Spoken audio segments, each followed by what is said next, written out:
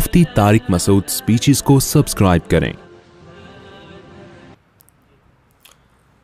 الحمد لله نحمده ونستعينه ونستغفره ونؤمن به ونتوكل عليه ونعوذ بالله من شرور أنفسنا ومن سيئات أعمالنا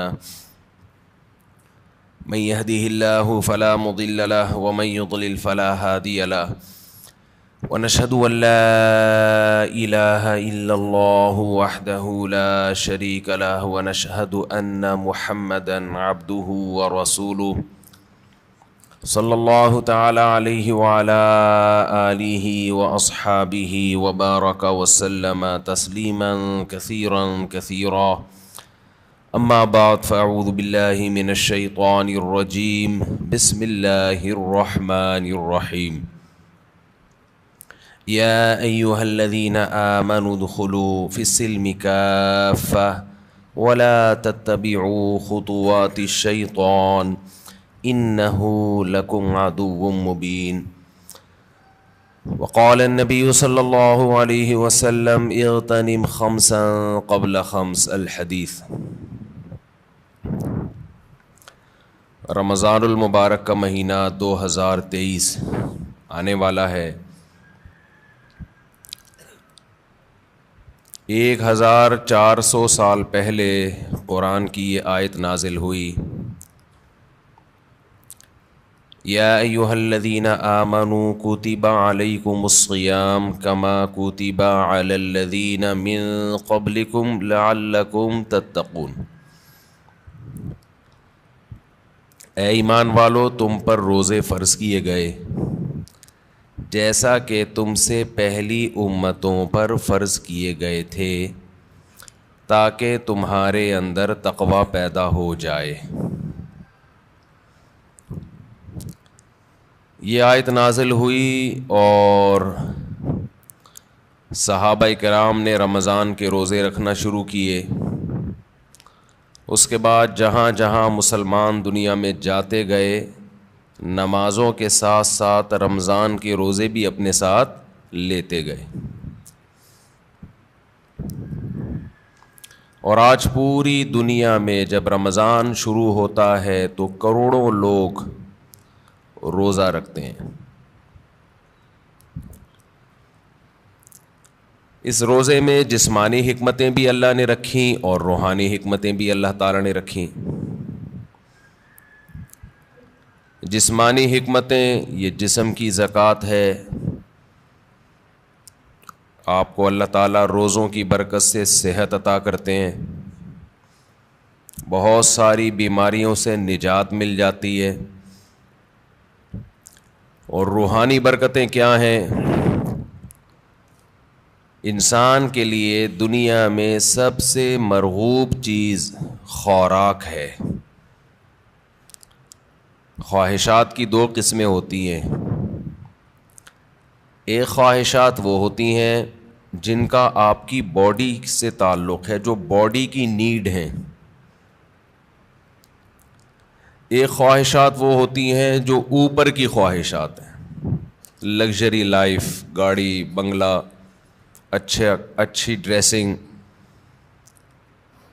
دیکھنے میں اچھا نظر آؤں، عزت ہو سوسائٹی میں، دولت ہو میرے پاس۔ یہ جو پہلی قسم کی خواہشات ہیں نا، جو آپ کی باڈی کی نیڈ ہے، یہ بہت ڈینجرس ہوتی ہیں۔ یہ 3 قسم کی خواہشات ہیں، ایک کھانے کی خواہش، پینے کی خواہش، اور ایک جنسی خواہش جسے کہا جاتا ہے، مرد اور عورت کی ایک دوسرے کی طرف اٹریکشن۔ یہ تینوں قسم کی خواہشات ہماری باڈی کی ریکوائرمنٹ ہے، یہ جسم کی چاہت ہوتی ہے۔ یہ خواہشات پوری نہ ہو تو ہماری باڈی متاثر ہونا شروع ہو جاتی ہے۔ اچھا، کچھ خواہشات ہوتی تو باڈی کی ہیں، وہ نیچرل نہیں ہیں۔ خواہشات تو سمجھ گئے نا کتنی قسم کی ہوتی ہیں؟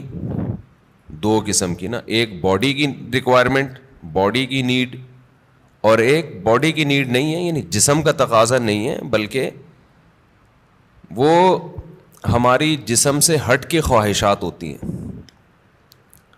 جیسے لگژری لائف ہے نا, ہر آدمی چاہتا ہے میری لائف کیسی ہو, لیکن ایسا نہیں ہوتا کہ لگژری لائف کی آپ کے پیٹ کو کوئی بھوک لگ رہی ہو, وہ خواہش پوری نہیں کریں گے تو باڈی کو کوئی نقصان ہو رہا ہو.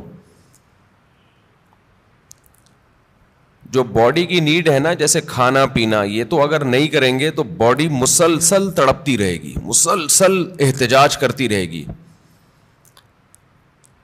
اور ان خواہشات کو پورا کرنا بھی ضروری ہے, نہیں کریں گے تو بالآخر باڈی آہستہ آہستہ ڈیمیج ہونے کی طرف جائے گی اور مر جائیں گے ایک دن.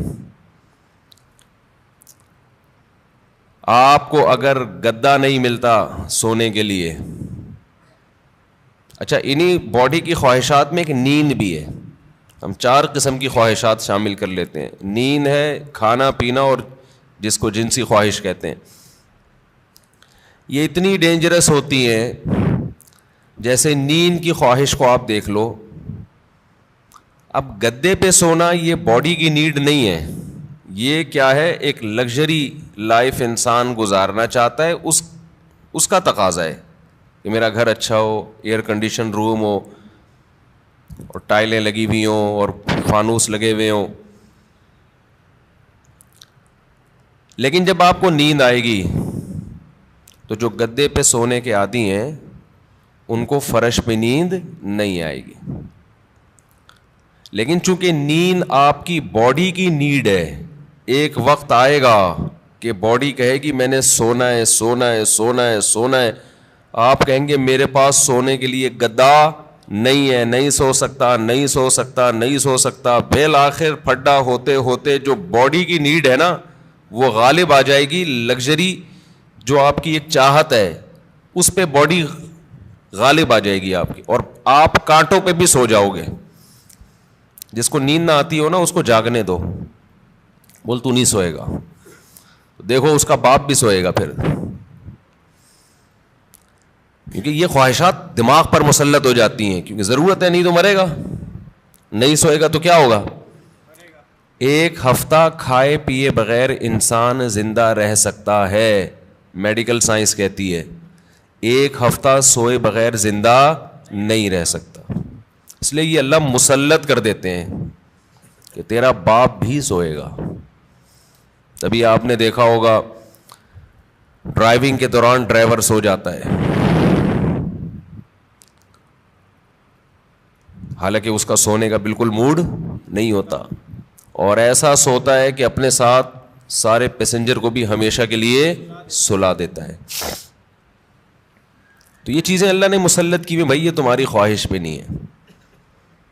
ورنہ بڑے لوگ کہتے ہیں ہمارے پاس ٹائم نہیں ہے, اگلے مہینے ہم سوئیں گے, اس دفعہ ہمیں آفس کا بزنس کا کام ہے بہت.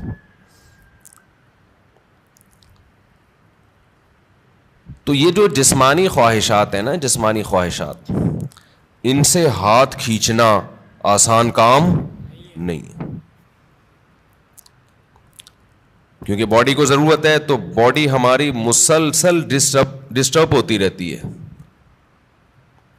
اب آپ کو جب بھوک لگ رہی ہے تو باڈی کیا کہے گی, روٹی دو, کھانا دو, کہے گی نا, خوراک چاہیے. تو کیا یہ 2-3 دفعہ کہنے کے بعد چپ ہو جائے گی کہ بھائی یہ تو کھلا نہیں رہا تو چلو اب کوئی اور کام کرو؟ نہیں ہوگی. یہ کیا کہے گی, روٹی کھانا, روٹی کھانا, چاول, سموسے. کسی کو بھی دیکھے گا نا کھاتا ہوا, مسلسل یہ ٹینشن ہے, اور کسی بھی کام میں اس کا دل نہیں لگے گا جب تک کہ چند نوالے نہ کھا لے.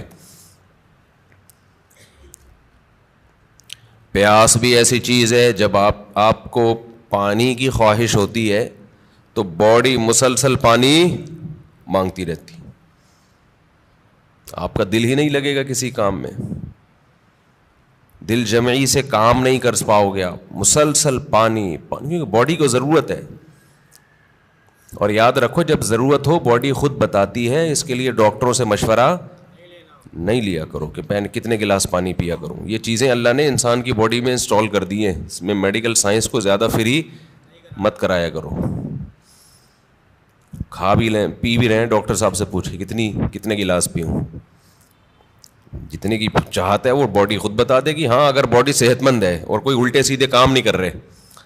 بعض دفعہ آپ کوئی الٹا کام کر رہے ہوتے ہو جس سے پھر باڈی دھوکہ دیتی ہے. جیسے جو لوگ چائے زیادہ پی رہے ہیں, کافی, تو کیفین کیا کرتی ہے کہ پیاس کا احساس ختم کر دیتی ہے, پیاس بجھا دیتی ہے اور باڈی سے پانی پیشاب بنا کے نکال دیتی ہے. ایک طرف پانی کی کمی ہو رہی ہے, دوسری طرف اس کمی کی کو پورا کرنے کے لیے باڈی کو جو احتجاج کرنا چاہیے باڈی وہ احتجاج نہیں کر رہی, تو پھر پانی کا پھر مشورہ ڈاکٹر صاحب سے لینا پڑے گا, کیونکہ پھر باڈی آپ کا جو جسم ہے نا وہ اس کی کھوپڑی گھوم جاتی ہے اس کو پتہ ہی نہیں چلتا کہ کب پانی کی ضرورت ہے کب پانی کی ضرورت نہیں ہے. تو نیچرل لائف جس کی ہوگی اس کی باڈی بتاتی رہے گی کتنا پانی چاہیے. جیسے کولڈ ڈرنک پینے سے پیاس بجھ جاتی ہے نا, تو پیاس تو وقتی بجھتی ہے لیکن پانی کی جتنی کمی پوری ہونی چاہیے وہ ہوتی نہیں ہے. تو یہ میں جو اصول بتاتا ہوں یہ ان لوگوں کے جو تمیز سے زندگی گزار رہے ہیں. ایسا نہیں سارا دن چائے کے کپ پھونکتے رہتے ہیں, کافی سارا دن پیتے رہتے ہیں. تو کیونکہ کافی اور چائے یہ نیچرل نہیں ہے, ہماری قدرتی غذا کا حصہ بول لو بھائی نہیں ہے. یہ تو بات کی ایجاد ہے کہ بھائی کیفین باڈی میں جاتی ہے تو بلڈ کا سرکولیشن بڑھا دیتی ہے, تھوڑا ایکٹیو ہو جاتے ہو آپ. تو یہ مصنوعی ایکٹیونیس ہے, یہ کوئی سچی مچی میں جسم میں طاقت نہیں آتی ہے. سمجھتے نہیں. جیسے ایک ہوتی ہے کیفین, ایک ہوتی ہے نکوٹین. نکوٹین سگریٹ میں نا اور گٹکے میں, تمباکو میں, وہ ذرا اوپر کی چیز ہے, کیفین تھوڑی نیچے کی چیز ہے. تو فلسفہ دونوں کا سیم ہی ہے. وہ ذرا زیادہ ڈینجرس ہے نکوٹین ہے, تمباکو اور سگریٹ وہ بھی وہی کام کرتی ہے. چائے ذرا کمزور چیز ہے اس لیے اس کا وہ نقصان نہیں ہے, اس کا سگریٹ کا نقصان زیادہ ہے. پھر اس میں دھوئیں شوئیں بھی ملا لیں تو اور پھر اور باڈی آپ کی سارے وٹامنس دھوئیں سے کیا ہو جاتے ہیں, پورے ہو جاتے ہیں. تو ابھی ایک بہت باریک لڑکا آیا, سگریٹ پیتا تھا نا, اتنا باریک, اس کی شادی ہونے والی ہے. میں نے کہا دھواں نکلے گا, یہ رسک نہیں لینا آپ. ایک تو آپ اپنی صحت دیکھو اور سگریٹ کے کس طرح سے پھونک رہے ہو, تو جو اندر جا رہا ہے, جو ان پٹ ہوتا ہے آؤٹ پٹ وہی ہوتا ہے نا.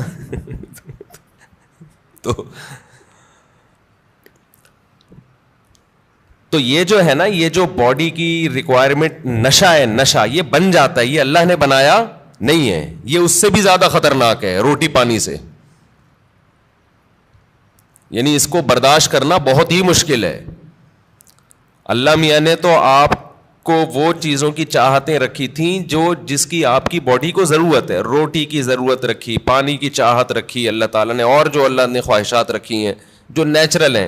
ہم نے کیا کیا, سگریٹ پی پی کے دن میں 5-6 کپ کافیوں کے پی پی کے اور پان گٹکے کھا کھا کے ہم نے اس سیٹنگ کو کیا کر دیا, خراب. اب آپ گٹکے اور پان والوں کو دیکھ لو, سگریٹ والوں کو دیکھ لو, افطاری میں لوگ کھجوروں کی طرف لپکتے ہیں, وہ کہاں لپکتے ہیں, سگریٹ کی طرف.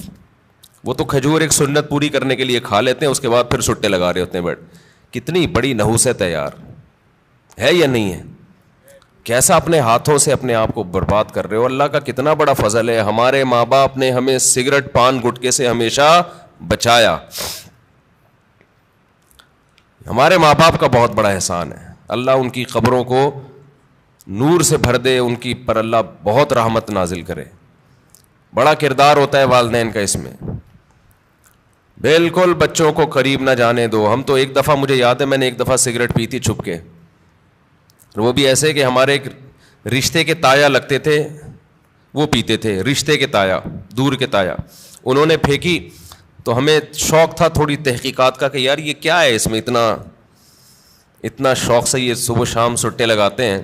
تو انہوں نے پھینکی تو میں نے اٹھا لی, تو اٹھا کے میں نے کہا ذرا چکھ کے دیکھو نا. تو ایک کش لگایا ہے, وہ اتنی کھانسی ہوئی ہے کہ اللہ کا بڑا فضل, اور شکر ہے دیکھا نہیں کسی نے, ورنہ طبیعت سے کٹتے.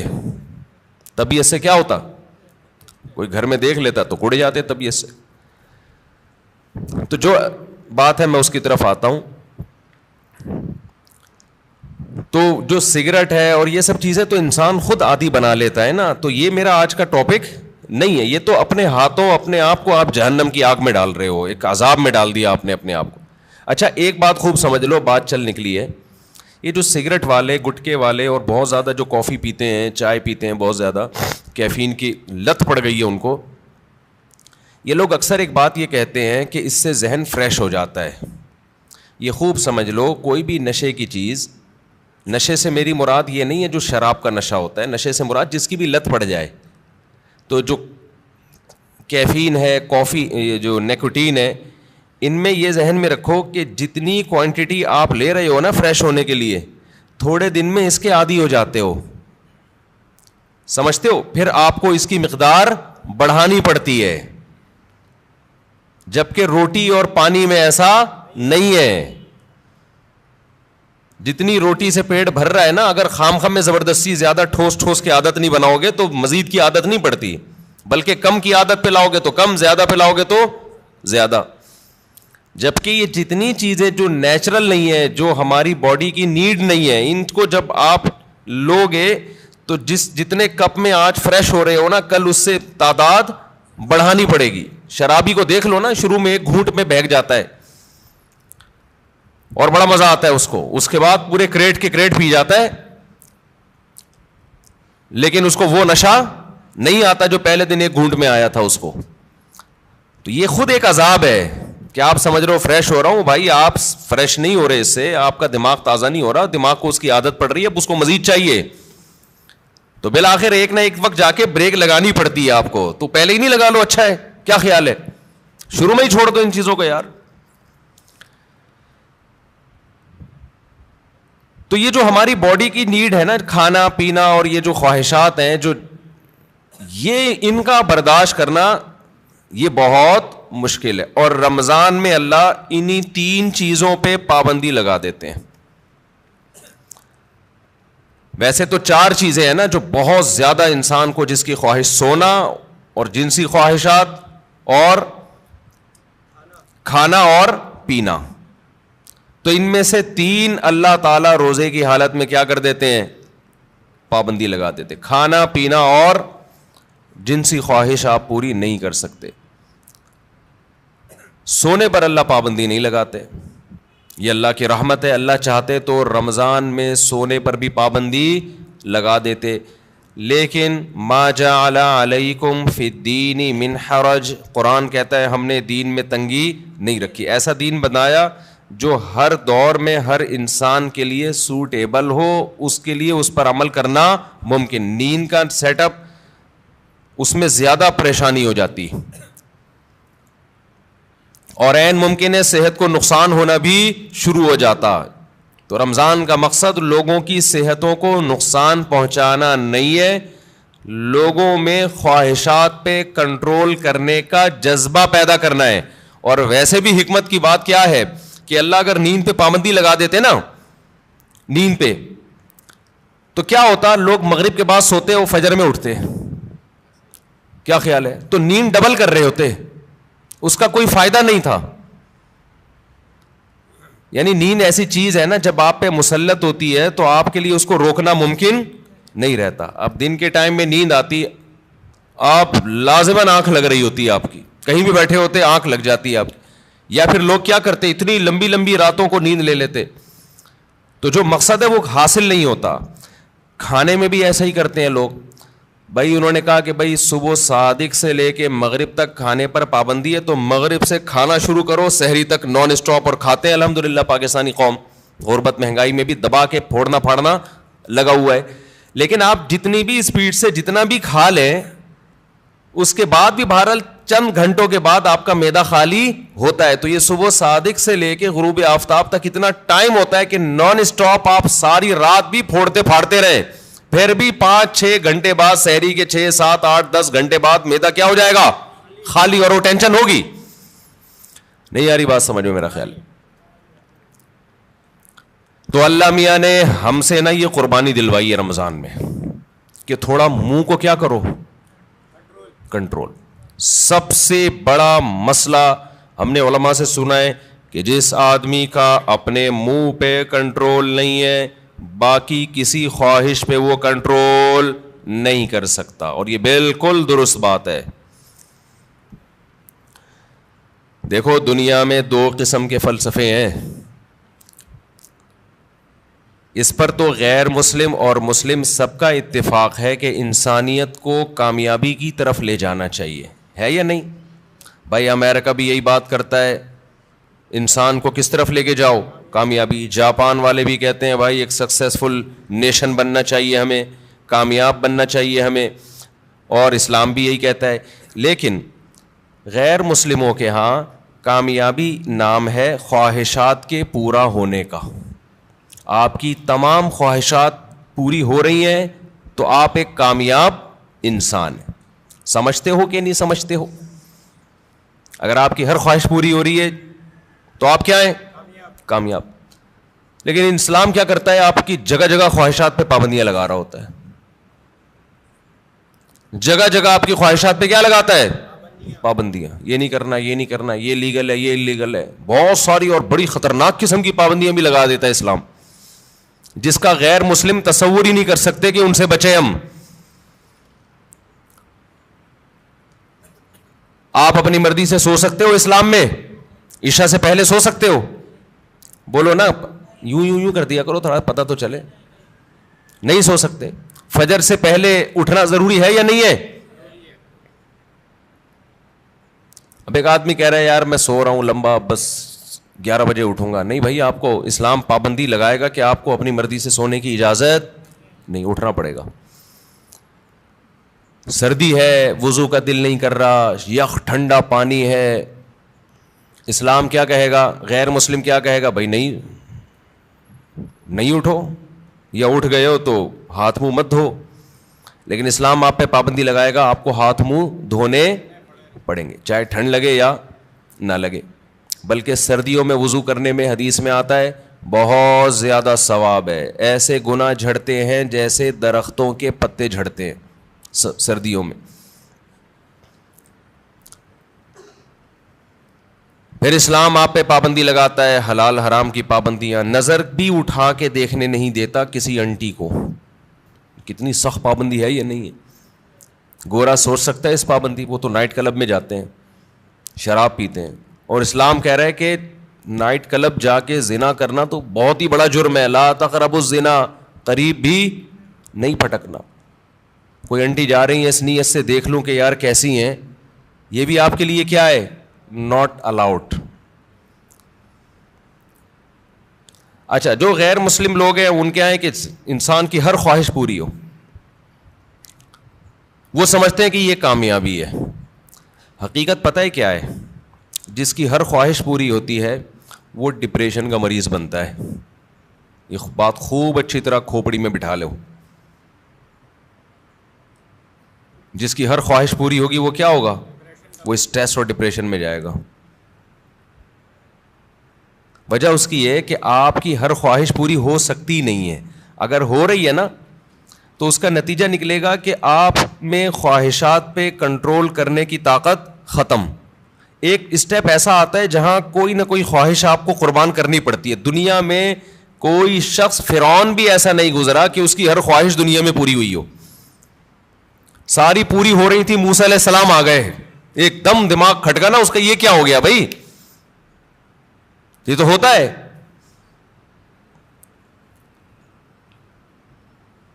جتنی بھی آپ کے اندر خواہشات ہیں نا, پوری کرتے رہیں, کہیں نہ کہیں آ کے قدرت کی طرف سے بیریئر کھڑے ہو جاتے ہیں آپ کی راہ میں, اور آپ خواہشات پوری کرتے کرتے یوز ٹو ہو چکے ہوتے ہو. آپ کو خواہشات پہ کنٹرول کرنے کی عادت نہیں رہتی. پھر آپ جاتے ہو اسٹریس میں, ڈپریشن میں, اور چیخو پکار, مار دھاڑ. جیسے جو بچے زیادہ لاڈ پیار میں پلتے ہیں وہ بچے شور شرابہ زیادہ مچاتے ہیں.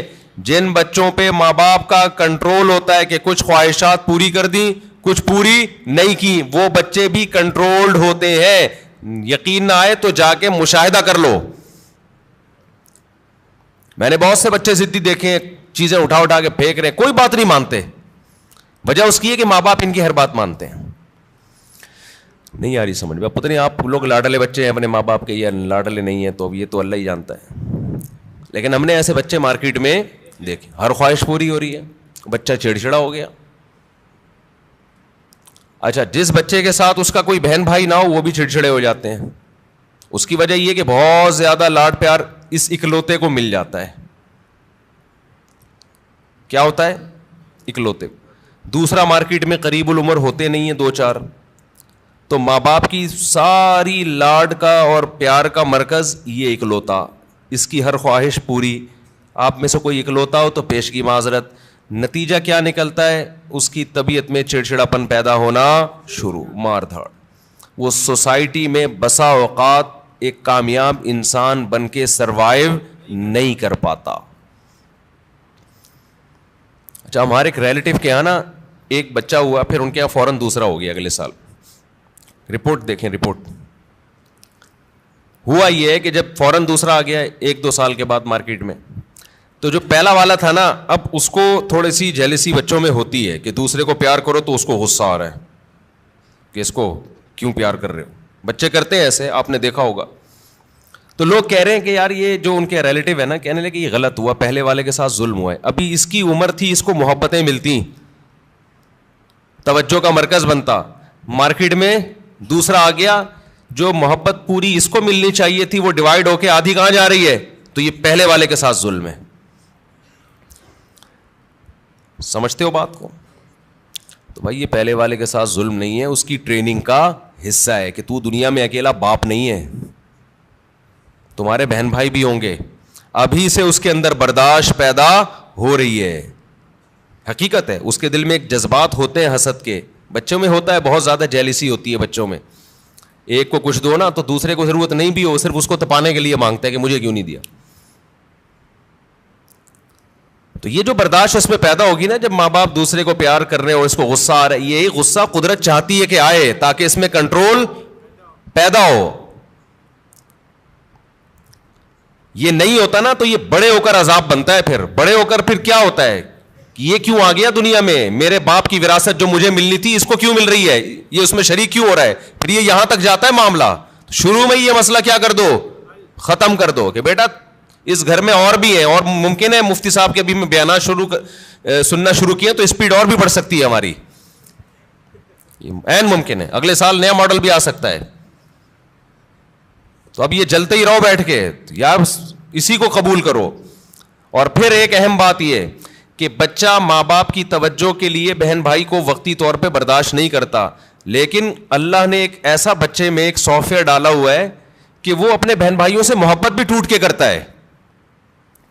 یہ تو آپ اس کو دے رہے ہو نا, ماں باپ اس نئے ماڈل کو جب پیار کرتے ہیں محبت دیتے ہیں تو پرانے ماڈل کو تکلیف ہوتی ہے, یہ ہے اس کی جیلسی.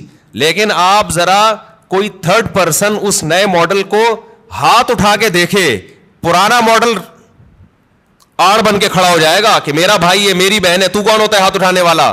تو یہ جو محبت اور قربانی کا جذبہ ہے, یہ بھی نئے اور پرانے میں جب کم وقفہ ہوگا اور نیا ماڈل جلدی آئے گا تو پرانے ماڈل میں اپنے بہن یا بھائی کے لیے لڑنے کا جذبہ یہ بھی جبھی پیدا ہوگا. نہیں آ رہی بات؟ اور یہ تھوڑا سا نئے اور پرانے کو بڑا ہونے دو, پھر ان کے آپس میں کھیل کود دیکھو, محبتیں دیکھو کیسی ہوں گی.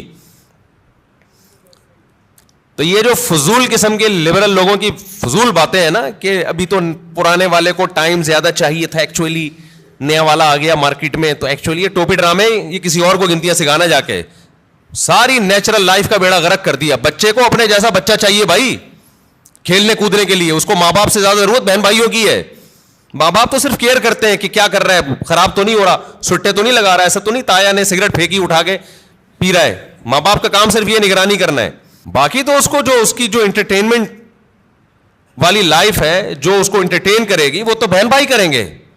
خوش رہے گا, کھیلے گا, کودے گا, انہیں کے سے سیکھے گا, مارے گا, روئے گا, پٹے گا بھی, پیٹے گا بھی, یہی تو لائف ہے اس کی. ہر خواہش پوری ہونے سے انسان بنتا نہیں ہے بلکہ بگڑتا ہے.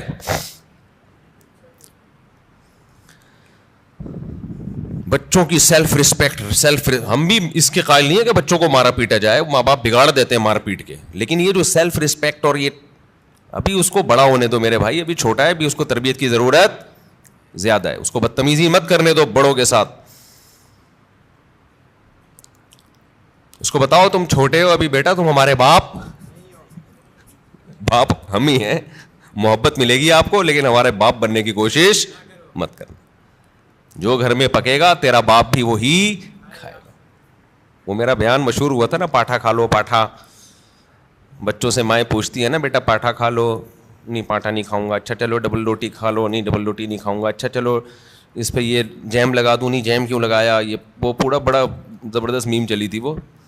تو وہ اس کی اماں آخر میں اس کو جب سمجھایا جائے ایک تھپڑ لگا, یہ کھا لے گا, جو تو کھلائے گی وہی کھائے گا. تو کہتی نہیں بچوں کو موٹیویٹ کرو.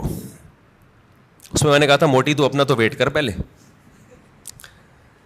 تجھے خود اپنے منہ پہ کنٹرول نہیں ہے تو بچے کو کہاں سے تو کنٹرول سکھائے. ہماری والدہ تو ہمیں بتاتی تھی یہ کھا لو, اور چمٹا گرم گرم ہوتا تھا. بعض دفعہ مجھے بچپن سے شوق تھا مرغوب غذائیں کھانے کا. آلو کی بھجیا پکی ہوئی ہوتی تھی بعض دفعہ گھر میں, اور مولی کی پتہ نہیں پتے بعض دفعہ ہماری اماں کو بڑا شوق تھا. ہمیں نوالا حلق سے ہی نہیں اترتا تھا, ہمیں نہیں یاد پڑتا. ہماری اماں نے کہا چل تمہارے لیے میں یہ کر لیتی ہوں, یہ کھانا پڑے گا آپ کو. گھر میں کیا ہے, یہی پک. تو اب ہم نہیں غصہ کر سکتے تھے. ہماری اماں چمٹا دکھاتی تھی, چمٹا یہ لگے گا, لگاتی نہیں تھی لیکن ڈراتی تھی. اور جب ہم دیکھتے تھے کہ ہمارے والد صاحب بھی وہی کھا رہے ہیں, ہم سوچتے تھے ہمارا باپ بھی یہ کھا رہا ہے تو تیرے باپ کو بھی یہ کھانا پڑے گا. اور یہ ذہن میں رکھو, یہ جو خواتین پریشان ہوتی ہیں ایکچولی بچے کی غذائی ضرورت پوری نہیں ہو رہی. بچہ ایکچولی وہ جو آلو کی بھجیا پکی ہے وہ کھا نہیں رہا, تو ایکچولی اس سے منرلز کی کمی. بچے میں کوئی کمی نہیں ہوتی. اتنا زیادہ ضروری نہیں ہے کھانا پینا جتنا بنا لیا لوگوں نے. بڑھے گا وہ, اس کا باپ بھی بڑھے گا. یہ جو قد بڑھتا ہے نا, ڈاکٹروں سے ہم نے پوچھا ہے, کہتے ہیں بھائی یہ جس کا بڑھنا ہے نا اس کو کم کھلاؤ گے تو بھی جائے گا وہ اوپر. جس کا نہیں بڑھنا نا, جس کے باپ دادا ہی سارے چھوٹے چھوٹے سے ہوں, تو جینز میں ہی اس کے قد نہیں ہے, تو اس کو آپ کتنے بھی پراٹھے کھلا دو, مرغیاں کھلا دو, دودھ پلا دو, وہ اس کا باپ نہیں بڑھا تو یہ کہاں سے بڑھے گا. سمجھتے ہو, اکثر بتاتا ہوں نا, ایک آدمی نے ایک چھوٹے سے قد کی خاتون سے شادی کر لی تو بچے بڑے ہی نہیں ہو رہے تھے. تو وہ خاتون کھلا رہی ہیں بچوں کو, بیٹا کھا لو بڑے ہو جاؤ گے. کہتا ہے یہ بڑے نہیں ہوں گے, یہ اور چھوٹے ہوں گے. ان کے ساتھ کے پودے لایا تھا وہ بڑے ہو گئے ہیں, یہ اتنے کے اتنے ہی ہیں. تو یہ نا بچوں کے کھانے پینے کو زیادہ سروں پہ مسلط مت کیا کرو. کچھ نہیں ہوتا, اچھا کھلاؤ بھلے تھوڑا کھائیں. آج تھوڑا کھائیں گے بھوکے رہیں گے, اگلے ٹائم پہ خود ہی چھین چھین کے کھائے گا پھر وہ. تو یہ بازاری چیزیں نہیں کھانے دو بس بچوں کو. جتنی بازاری چیزیں ہیں نا, میں نے تو تجربے کیے ہیں بچوں کے اوپر, اپنے ہی بچوں پہ. جب بازاری چیز کھلائی بیمار ہوئے, اور بچا کے رکھا فٹ فاٹ. اچھا میرا ایک بیان تھا, اس کی میں وضاحت کر دوں. میرا ایک بیان تھا, اس میں نے یہ بتایا کہ میں نے اپنے 2 بچوں پہ 6 مہینے تجربہ کیا ہے. 6 مہینے تک میں نے ان کو بازار کی کوئی چیز نہیں کھانے دی. گھر میں دیسی گھی پہ روٹی چینی, دیسی گھی اور روٹی کھلاتا تھا, اور دودھ اور انڈا. 6 مہینے انہوں نے گزارے. میرا خیال ہے 3 یا 4 سال کی ایج تھی ان کی. ایک کی 4 سال ہوگی, ایک کی 3 سال ہوگی, ایک کی 4.5 سال ہوگی. اس طرح سے پوری سردیاں آ کے گزری ہیں, ایک چھینک بھی نہیں آئی. ورنہ سردیاں آتے ہی بچے بیمار ہونا شروع ہو جاتے ہیں نا. صرف کیا کھلایا ہے, دودھ, دیسی گھی, روٹی, چینی اور ہاف بوائل انڈا. بہترین تھے. اچھا جیسے ہی 6 مہینے گزرے ہیں, یعنی سردیاں آ کے بھی گزر گئی ہیں, ایک دن ہلکی سی کھانسی ہلکی سی ہوئی ہے, تو یہ بنفشہ شہتوت گرم پانی میں ڈال کے 1 چمچ پلا دیا ان کو. وہ اس کے بعد وہ بھی نہیں ہوئی رات کو سونے سے پہلے نا. بہترین 6 مہینے گزارے انہوں نے, کوئی بیماری نہیں, کوئی چھینک نہیں, کچھ بھی نہیں. 6 مہینے کے بعد کیا ہوا ہے کہ کوئی ریلیٹو آئے, انہوں نے بسکٹ کھلا دیے, اور اسی کے بعد طبیعت خراب ہو گئی. پہلے تو پیٹ خراب ہوا, پھر کسی نے کولڈ ڈرنک پلا دی, پھر یہ ہوا, پھر وہ وغیرہ وغیرہ وغیرہ. مجھے اندازہ ہو گیا کہ یہ جو بچوں کی صحت کا مسئلہ ہے نا, گھر کی چیزیں کھلاؤ گے تو ایک دم بہترین صحت رہے گی. اچھا اس پہ میرے کچھ لوگوں نے اعتراض کیا کہ لو بھائی مفتی صاحب چینی کھلا رہے ہیں بچے کو. چینی کون سی کوئی نیچرل ہے؟ نہیں یاری بات سمجھ میں, یعنی ہم چینی کھلائیں, چینی تو خود نقصان دہ ہے. تو یاد رکھیں, میں نے کبھی نہیں کہا کہ چینی بہت فائدہ مند چیز ہے. میرا مقصد یہ ہے کہ ایک نقصان دہ چیز ہم نے کھلائی پھر بھی نقصان نہیں ہوا, باقی نقصان دہ چیزوں سے بچا لیا. ورنہ بہتر تو یہ کہ چینی نہ کھلائیں آپ. چینی کون سی کوئی آب زمزم تو دھلی ہوئی مخلوق ہے. نہیں آ رہی مولانا سب, ان کی سمجھ میں بات نہیں آ رہی ہے. بھائی چینی جو ہے نا, چینی وہ خود بھی کوئی اچھی چیز نہیں ہے, لیکن ایک غلط چیز بھی کھلا دی, 20 غلط چیزوں سے بچا لیا, تو بھی اس کی اتنی برکتیں نظر آئی ہیں. تو اگر آپ اس سے بھی بچا لیں تو نور اللہ نارو, شہد کھلا دیں, گڑ کھلا دیں. سمجھتا ہے کہ نہیں سمجھتے ہو؟ تو بچوں کی لیکن کنٹرول کرنا پڑتا ہے. بچے کو بڑا اور زیادہ عرصہ نہیں, تھوڑے دن تک کنٹرول کرو گے تو پھر وہ عادی ہو جائے گا. تو میں یہ عرض کر رہا تھا کہ دنیا میں 2 نظریات ہیں. ایک یہ کہ انسان کی ہر خواہش پوری کی جائے تو اس سے وہ کامیاب ہوتا ہے, لیکن اسلام کیا کرتا ہے, جگہ جگہ خواہشات میں رکاوٹیں ڈالتا ہے. تو خوب سمجھ لیں, جس کی ہر خواہش پوری ہوتی ہے وہ کامیاب نہیں ہوتا, بلکہ وہ اسٹریس اور ڈپریشن کی طرف جاتا ہے. بالکل اس کی مثال ایسے ہے جیسے آپ جسم پہ جب ویٹ اٹھاتے ہو, جسم میں اپنی خواہش کے خلاف حرکت کرتے ہو تو جسم بیمار ہونے کے بجائے صحت مند ہوتا ہے. اور آپ جسم کی اپنی خواہشات پر عمل کرنا شروع کر دو, جسم چاہتا ہے بیٹھا رہوں نہ اٹھوں, آپ بیٹھے رہو نہ اٹھو. جسم چاہتا ہے دوڑوں نہیں صرف چلوں, آپ نہ دوڑو چلو. پھر جسم چاہتا ہے چلو بھی نہیں, بیٹھے ہی رہو, سوتے ہی رہو. تو اس سے جسم کو کیا طاقت اور انرجی جمع ہو کے خوشحال زندگی ملے گی, یا جسم کا بیڑا غرق ہو جائے گا؟ تو ایسے ہی یاد رکھو, انسان کی روح اس وقت خوش ہوتی ہے جب روح پہ بوجھ ڈالا جائے, روح باڈی بلڈنگ کرے, روح جاگنگ کرے, روح ویٹ اٹھائے. اور یہ ٹینشنوں کے ویٹ ہے جو روح اٹھاتی ہے. اگر یہ روح کی آپ ہر خواہش پوری کرنا شروع کر دیں گے تو جیسے باڈی کی ہر خواہش پوری کرنے سے باڈی کا بیڑا غرق, تو اسی طرح روح کی ہر خواہش پوری کرنے سے روح کا بیڑا غرق ہو جاتا ہے. سمجھ میں نہیں آ رہی میرا خیال ہے بات؟ تو اپنی خواہشات کے خلاف چلنا سیکھیں. ہاں, ہر خواہش کی مخالفت نہیں. جیسے آپ نے باڈی, جب جو لوگ جم جاتے ہیں ویٹ اٹھانے کا دل کرتا ہے کیا؟ نہیں کرتا نا, بس جسم پہ بوجھ ڈال کے اٹھا رہتے, تبھی اوں کی آوازیں بھی آ رہی ہوتی ہیں. اگر مزہ آ رہا ہوتا تو ویٹ اٹھاتے واہ واہ واہ ہنسی آ رہی ہوتی. ایسا تھوڑی ہے. تو اسی طرح یاد رکھیں, ہاں ویٹ حد سے زیادہ اٹھائے گا تو باڈی خراب ہو جائے گی. اسی طرح روح پہ جب بوجھ حد سے زیادہ پڑ جاتا ہے تو پھر روح خراب ہونا شروع ہوتی ہے.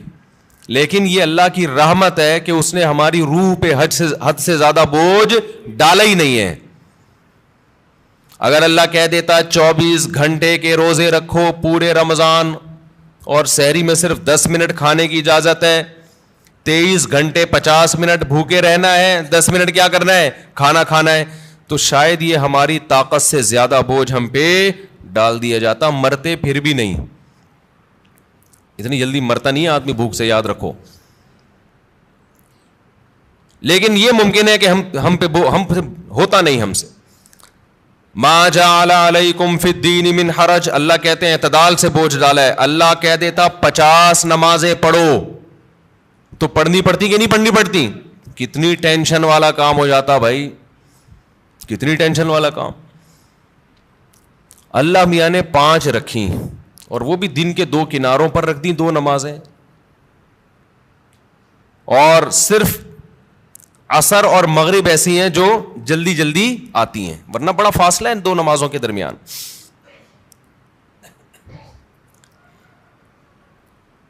اللہ میاں نے حکم دیا نظر کی حفاظت کرو, لیکن ساتھ میں نکاح کی ترغیب بھی دے دی. تو آسان کر دیا نا. اگر یہ ہوتا کہ عیسائیوں میں پادریوں کی طرح پادریوں کو حکم تھا کہ شادی نہ کرو, جیسے کہ انہوں نے خود بنایا ہوا تھا, ان کے مذہب کا نہیں تھا, لیکن دوسری طرف زنا پر بھی پابندی, تو ڈپریشن میں جاتے کہ نہیں جاتے؟ اللہ میاں نے کہا بھائی نظر کی حفاظت کرو, اور یہ بھی ہمارے فائدے کے لیے. اگر اللہ حکم دیتے نظر کی حفاظت نہ کرو لیکن صرف زنا سے بچو, تو زنا سے بچنا بہت مشکل ہو جاتا, کیونکہ جو برائیوں میں پڑتے ہیں نظر کی حفاظت نہیں کرتے ان کے لیے زنا آسان ہو جاتا ہے, اور جو نظر کی حفاظت کرتے ہیں ان کے لیے زنا مشکل ہوتا ہے. تو یہ بھی ہمارے فائدے کے لیے حکم دیا کہ بھئی ایسا کام ہی مت کرو کہ اس کی طرف تمہاری برائی کی طرف توجہ جائے تمہاری. اللہ میاں نے حکم دے دیا ماں باپ کی اطاعت کرو, فرما برداری کرو, لیکن اس کی بھی ایک لمٹ رکھ دی, ایک حد رکھ دی.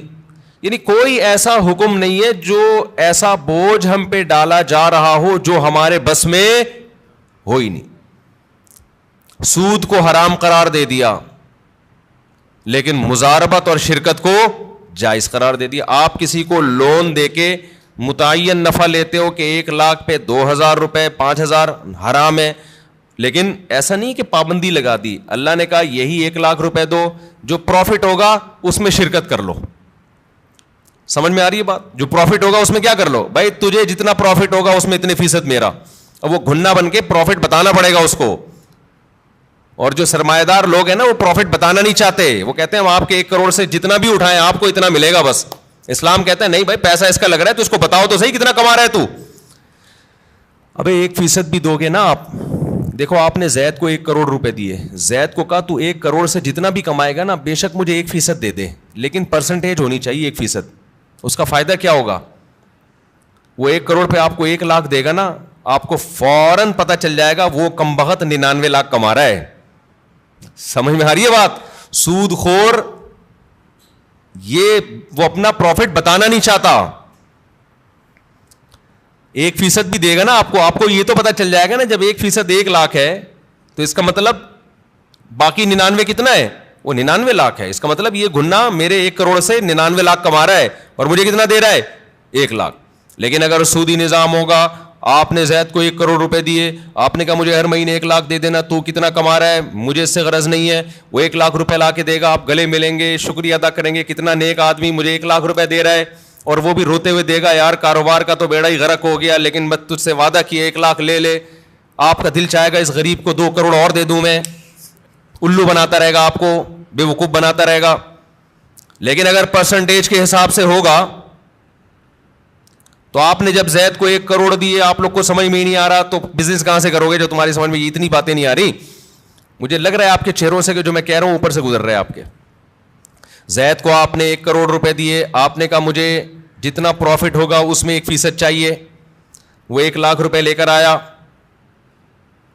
تو آپ سمجھ جاؤ گے یہ کمبخت کتنے کما رہا ہے؟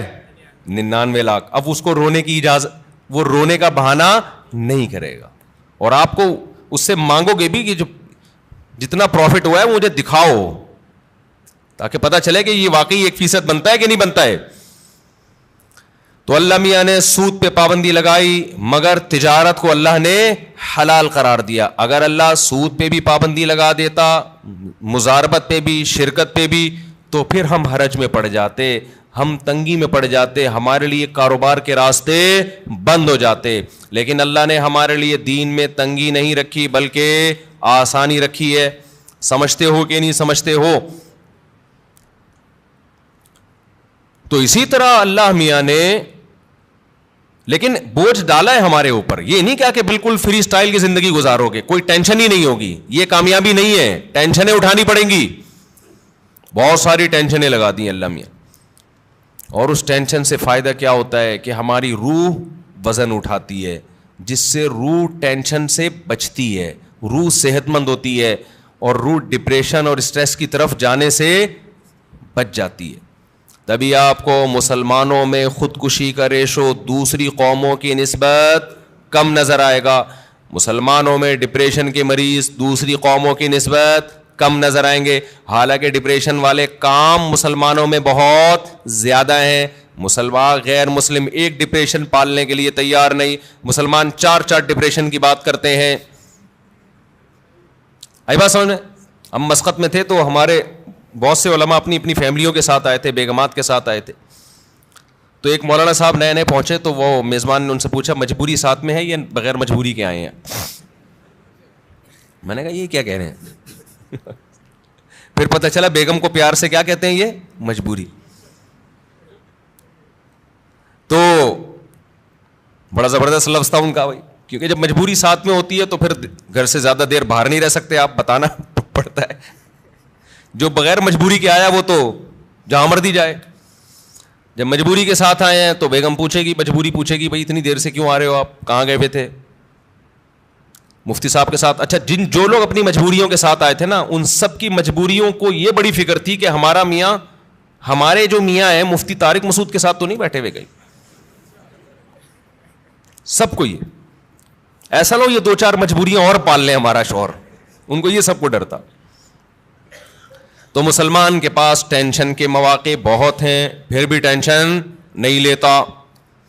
یہ غربت اور مہنگائی آپ تھوڑی دیر کے لیے انگریزوں کو دے دو تو خودکشی کے لیے میرے بھائی رجسٹریشن فارم کیا ہو جائیں گے, ختم ہو جائیں گے. ہمارے والے حکمران 1 ہفتے کے لیے ان کو ادھار دے دو, آپ سچی مچی کے تو نہیں لیں گے, صرف ادھار دے دو آپ ان کو کہ 1 ہفتے بعد واپس لے لیں گے. 1 ہفتے میں ایسا بیڑا غرق ہو جائے گا, کوئی کھمبا ان کا بجلی کا باقی نہیں بچا ہوگا. ان کے یہاں تو کھمبے ہوتے نہیں, انڈر گراؤنڈ ہی ہوتا ہے سب کچھ. یہ ہم ہیں, ٹھیک ہے نا. ڈالر کہاں سے کہاں پہنچ گیا, میں تو کبھی سوچتا ہوں تو تھوڑی ڈپریشن شروع ہو جاتی ہے, پھر میں سوچتا ہی نہیں کہ مریں گے تو ویسے ہی سب کیا ہو جائے گا, ختم. ہمارے تو اصل آخرت ہے نا. جو دیکھو دال پانی اللہ نے جو موٹی موٹی ضرورتیں وہ تو اللہ ویسے ہی پورے. اور پاکستان کا تو حال ایسا ہے کہ بچپن سے سنتے آ رہے ہیں کہ بینک کرپٹ ہونے جا رہا ہے. پاکستان کا ایسا اللہ کے ساتھ اللہ کا معاملہ ہے, بچپن سے مہنگائی بڑھ رہی ہے. مجھے یاد ہے وہ دور میں بہت چھوٹا تھا, روٹی 4 آنے کی ملتی تھی, 1 روپے کی 4 روٹیاں. جب 8 آنے کی ہوئی تو سب چیخ اٹھے کہ روٹی ڈبل ہو گئی بھائی.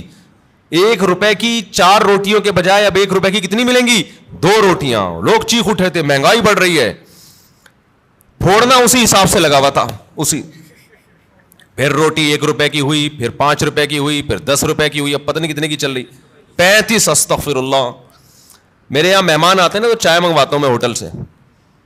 اب ہمارے دماغ میں وہ چند سال پہلے کی چائے تھی, پتہ نہیں 10 روپے کا کپ تھا, 15 روپے کا کپ تھا.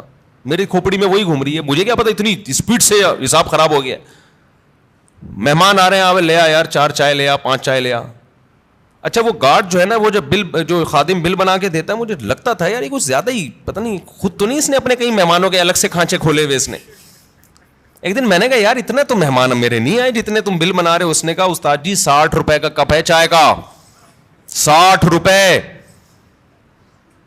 ابے میں نے کہا اتنے کا تو کپ نہیں آتا جس میں چائے ڈالی جا رہی ہے. تو مجھے تو خیال ہوا میں نوٹس لگا دوں کہ مہمان لوگ اپنی چائے اپنے ساتھ لے کے آئیں گے. بھائی یہ کوئی مذاق تھوڑی ہے یار, ملنے بھی ہم سے آؤ, چائے بھی کون پلائے, کام بھی تمہارا ہو, چائے ہم پلائیں. خیر اتنا بھی ایسا نہیں ہے, انشاءاللہ پلا دیں گے. لیکن یہ کہ یہ ہے تو فکر کی بات نا. لیکن نہ چائے والوں کی چائے رک رہی ہے, نہ نلی نہاری کی سیل میں کمی آ رہی ہے, نہ برگر بکنے میں کمی, نہ KFC والوں کے ہاں رش میں کمی. میں تو لوگوں پہ حیران ہوتا ہوں, لوگ بات کر رہے ہوتے ہیں نا میرے سامنے, دوست احباب بھی, یار مفتی صاحب مہنگائی نے کمر, ایسے کھجا رہے ہوتے ہیں مہنگائی نے کمر توڑ دی یار, اتنا مہنگا ہو گیا کھانا, اب تو روٹی خریدنے کی طاقت ختم ہو گئی. پھر تھوڑی دیر چلے یار نہاری کھانے چلتے ہیں ذرا, چلے مجھ سے نلی نہاری کا پروگرام ہو جائے. یہ ہر ایک کا حال ہے. ایسا لگتا ہے کہ اتنی کرپشن اور اتنی مہنگائی کے باوجود برکت کہاں ہے, وہ بھی اللہ نے ہمیں ہی دی ہے. لوگوں کے چہرے کھلے ہوئے ہیں ماشاءاللہ, پیٹ بھرے ہوئے ہیں. ہوٹل کے باہر جاؤ ایسا لگتا ہے فری میں بانٹ رہا ہے, پاؤں رکھنے کی جگہ نہیں ہے. مہنگے سے مہنگے ہوٹل جاؤ وہاں بھی یہی حال ہے. میں نہیں کہہ رہا کہ جو غریب ہیں وہ ختم ہو گئے ہیں, نہ, جو بیچارے سفید پوش غریب ہیں ان کے گھروں کے حالات بہت خطرناک ہیں. لیکن اللہ کا شکر ہے ان حالات میں بھی بہت سو کو اللہ بہت اچھا کھلا رہا ہے. تو بھائی مسافر خانہ ہے نا یار, اور کیا کرنا ہے, کھا پی لو, سونے کی جگہ مل گئی, مہنگائی گئی تیل لینے, ٹھیک ہے نا. ہماری زندگی کا جتنا کوٹا ہے ہمارے مرنے سے پہلے انشاءاللہ ہم پورا کر کے جائیں گے. اگلی نسل کا بیڑا غرق ہوگا, وہ اگلی نسل جانے, وہ ہمیں کیوں بھائی, اللہ اس کو بھی کھلا دے گا. پھر اگلی نسل کا کام ہے کہ وہ ووٹ اچھے لوگوں کو دے. ہم تو اس نسل کو بھگت رہے ہیں. ہم نے اتنے بڑے بڑے جرم کیے, ایسے ایسے حکمرانوں کو اپنے اوپر مسلط کیا, پھر بھی اللہ ہمیں کھلا رہا ہے. شاید اگلی نسل یہ جرم نہ کرے تو ان کو تو اور اچھا کھلائے گا اللہ تعالیٰ. یعنی ایسا لگ رہا ہے اللہ ہمارے گناہوں کو بھی اتنی سزا نہیں دے رہا جتنی بنتی ہے, ورنہ تو ہم لوگ کی حرکتیں ہیں نا اس کے حساب سے سزا بہت زیادہ بنتی ہے ہماری. کہ اسلام کی برکت ہے, اللہ کا نام لیتے ہیں اس کی برکت ہے, کہ پھر بھی اتنی ٹینشنوں میں بھی ٹینشن میں نہیں جا رہے, اتنی مجبوریاں اس کے بعد بھی ٹینشن میں نہیں جا رہے. اور یہاں سوسائٹی پہ, ریاست پہ بوجھ نہیں ہوتا عوام کا, بوجھ ہوتا ہے گھر کے سربراہ پہ. یورپ امریکہ میں آپ کی بیگم کو کھلانا اسٹیٹ کی ذمہ داری ہے, آپ کی ذمہ داری نہیں ہے. آپ کے بچوں کو کھلانا اسٹیٹ کی ذمہ داری ہے, آپ کی ذمہ داری نہیں ہے. حتیٰ کہ آپ کے پاس پیسے نہیں ہیں تو بھی اسٹیٹ کی ذمہ داری ہے آپ کو کھلانا. یہاں ساری ذمہ داریاں اسلام نے مرد کے کندھوں پہ ڈالی ہیں. بیگم کو کھلانا, ماں باپ کو کھلانا, اولاد کو کھلانا. اس کے باوجود بھی یہ بیچارہ ڈپریشن میں نہیں جاتا, جانا چاہیے تھا, جا نہیں رہا ہے. تو یہ کس کی برکت ہے بھائی؟ یہ دین کی برکت ہے, اللہ پہ اعتماد توکل ہے. تو اپنے اوپر بوجھ ڈالو گے تو اللہ خوشیاں دے گا. وہ بوجھ کیا ہے؟ نماز کا بوجھ ڈالو, رشتہ داروں کے حقوق ادا کرنے کا بوجھ ڈالو, ذمہ داری اٹھاؤ گھر کی کہ بھائی میری ذمہ ان کو کھلانا. غریبوں کا بوجھ ڈالو اپنے اوپر. غربا اور مساکین کا پیٹ بھرنا کس کی ذمہ داری ہے؟ میری. ہر آدمی کیا سوچے, کس کی ذمہ داری ہے؟ میری ذمہ داری ہے. روح پہ جتنا بوجھ ڈالیں گے. روزہ رکھنا یہ کس کی ذمہ داری ہے؟ یہ میری, مجھے رکھنا پڑے گا. ہم بچپن میں دیکھتے تھے, تصور نہیں تھا روزہ چھوڑنے کا. اب لوگ کیا کر رہے ہیں؟ اللہ کی خاطر چند گھنٹے بھوک اور پیاس برداشت نہیں ہو رہی. تم یہ دیکھو حکم کس کا ہے. کتنے بڑے بادشاہ نے جو تمہیں پورے سال کھلاتا ہے. ہمارے لبرل لوگ نا اپنے آپ کو کافر پہ قیاس کرتے ہیں. یار انہوں نے مذہب سے بغاوت کر کے اتنی ترقی کر لی تو ہمیں رمضان کے روزوں کی کیا ضرورت ہے؟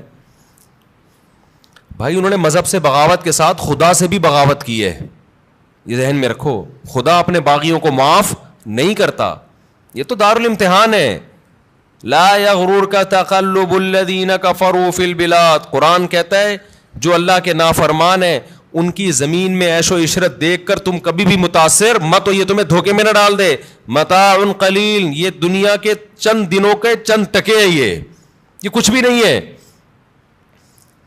ثم مأواہم جہنم, اس کے بعد ان کا ٹھکانہ کیا ہے؟ جہنم کی آگ ہے. تو ابھی سے نیت کر لے, رمضان میں انشاءاللہ بھرپور طریقے سے روزے رکھیں گے, ایک روزہ بھی ضائع نہیں کریں گے. وقتی ٹینشن ہے روزہ رکھنے میں, لیکن نبی صلی اللہ علیہ وسلم نے فرمایا للصائم فرحتان, روزے دار کو اللہ دو خوشیاں دیتا ہے. ایک خوشی تو آخرت میں ملے گی جنت کی صورت میں, ایک خوشی افطار کے وقت. سارا دن آپ اپنے کھانے پینے پہ کنٹرول کرتے ہیں. دیکھو کھانے پینے پہ کنٹرول کرنے میں صرف یہ ٹینشن نہیں ہوتی بھوک اور پیاس کی, بڑی ٹینشن یہ ہوتی ہے کسی کام میں دل نہیں لگتا انسان کا. روزہ رکھے نا کوئی بھی کام تمیز سے ہوتا نہیں, عادت ہی نہیں ہے. جن لوگوں کو صبح ناشتے کی عادت ہے, ناشتہ کر کے آفس جاتے ہیں, بڑے فریش ہوتے ہیں, وہ ناشتہ کیے بغیر جا رہے ہوتے ہیں. جن لوگوں کو عادت ہے شام کو سٹا لگانے کی, چائے و پینے کی, وہ بغیر چائے کے. تو زبان خشک اور وہ آہستہ آہستہ, باڈی کی تو ضرورت نہیں ہوتی اتنا کھانے پینے کی, لیکن عادت. تو لائف کہتے ہیں نا بورنگ لائف ہو جاتی ہے, بور ہونا شروع ہو جاتے ہیں, کسی کام میں دل نہیں لگ رہا. لیکن جب اللہ تعالیٰ ہمیں افطاری کے دسترخوان پہ بٹھاتے ہیں, چند نوالے پیٹ میں اترتے ہیں, کیسی طبیعت فریش ہو جاتی ہے. یہ عام دنوں میں طبیعت میں یہ لذت انسان محسوس نہیں کرتا. تو اللہ نے کیا فرمایا, نبی نے کیا فرمایا کہ ایک روزے دار کو جو خوشی ملے گی وہ آخرت میں ملے گی, اور ایک خوشی دسترخوان پہ جب وہ افطار کرتا ہے وہ بھی بڑی مزے کی خوشی ہوتی ہے. اور میں آپ سے ایک گزارش کرتا ہوں, اس کا مذہب سے براہ راست تعلق نہیں ہے, میڈیکل سائنس سے ہے, لیکن مذہب بھی صحت کو کی ترغیب دیتا ہے نا صحت بنانے کی. رمضان میں ایک کام آپ کر لیں, تھوڑا کھانے پینے پہ کیا کر لو میرے بھائی, کنٹرول کر لیں. ہوتا یہ ہے کہ صبح سحری سے لے کے رات تک مغرب تک جب ہم بھوکے پیاسے رہتے ہیں, ہماری باڈی کا فیٹ ختم ہونا شروع ہوتا ہے, باڈی نتھرنا شروع ہوتی ہے, جسم کی زکوٰۃ نکلنا شروع ہوتی ہے, جسم فریش ہونا شروع ہوتا ہے. اس کے بعد جو حساب کتاب افطار کے وقت میں پھوڑنا پھاڑنا ہوتا ہے, اس سے باڈی کی ایسی کی تیسی ہو جاتی ہے. رمضان میں ہارٹ اٹیک کے واقعات میرا خیال ہے عام دنوں سے زیادہ ہی ہوتے ہیں. بھائی اللہ میاں نے کھانے کی چھٹی دی ہے, پھوڑنے کی چھٹی, کھانے اور پھوڑنے میں کیا ہے بولو, فرق ہے. نبی صلی اللہ علیہ وسلم نے فرمایا بدترین برتن جس کو بھرا جائے نا وہ انسان کا پیٹ ہے. کوئی برتن فل بھرا ہوا اللہ کو اتنا برا نہیں لگتا جتنا انسان کا پیٹ برا لگتا ہے اللہ کو.